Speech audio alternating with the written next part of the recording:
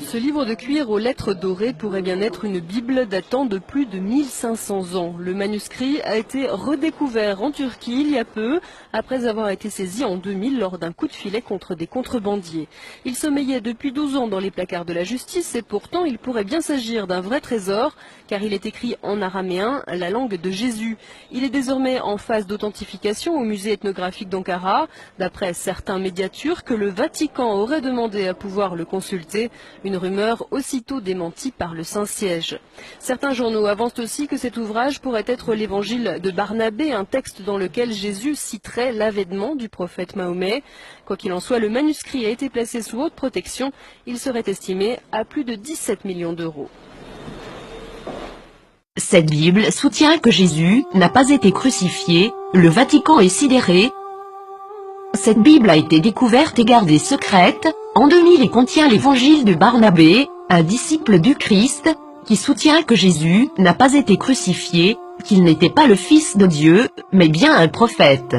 Cette Bible soutient aussi que l'apôtre Paul est appelé l'imposteur, que Jésus a fait son ascension tout en restant vivant et que c'est Judas Iscariote qui a été crucifié à sa place. Authenticité selon les rapports, les experts et les autorités religieuses, à Téhéran, insistent sur le fait que le livre est un original. Il est écrit avec des lettres dorées, sur du cuir relié et il est écrit dans la langue araméenne, qui était la langue parlée par Jésus. Le texte principal maintient une vision similaire à celle de l'islam, contredisant les enseignements du Nouveau Testament de la chrétienté. Jésus a aussi prédit la venue du prophète Mahomet, qui a fondé l'islam, 700 ans plus tard. Plusieurs croient que, durant le concile de Nicée, l'Église catholique a choisi la forme qu'aurait la Bible, omettant l'évangile de Barnabé, parmi d'autres, et favorisant les 4 évangiles que nous connaissons aujourd'hui. De nombreux textes bibliques ont commencé à faire surface depuis ce temps, incluant ceux de la Mère morte et les évangiles gnostiques, mais cette Bible semble tout particulièrement inquiéter le Vatican. Qu'est-ce que cela signifie pour les religions chrétiennes et ses adeptes? Quelque chose d'inconfortable. Le Vatican a demandé aux autorités turques de pouvoir examiner le contenu du livre. Maintenant que ce livre a été découvert, accepteront-ils cette preuve? La nieront-ils?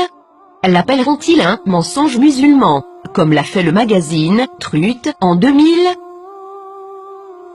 Pour plusieurs, ce livre est un rayon d'espoir et les croyants réaliseront bientôt que l'objet de leur adoration est arbitraire et que tous les textes, spécialement les textes religieux, sont sujets à l'interprétation.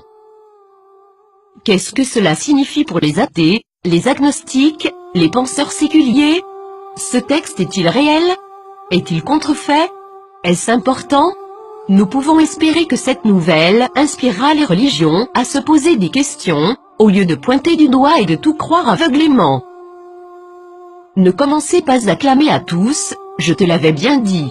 Le plus grand danger de la foi se présente lorsque les gens croient ce qu'ils veulent croire, défendant cette croyance malgré toutes les preuves du contraire, spécialement si les preuves apportées révolutionnent les bases de cette croyance. Et le grand coupable, dans tout cela, est le piège de l'ego, rejeter, critiquer les autres parce qu'ils ne sont pas comme vous. Durant des siècles, la défense de la foi aveugle a mené les nations à la guerre, à la violence, à la discrimination, à l'esclavage et à une société d'automates, et tout cela a été justifié par des mensonges.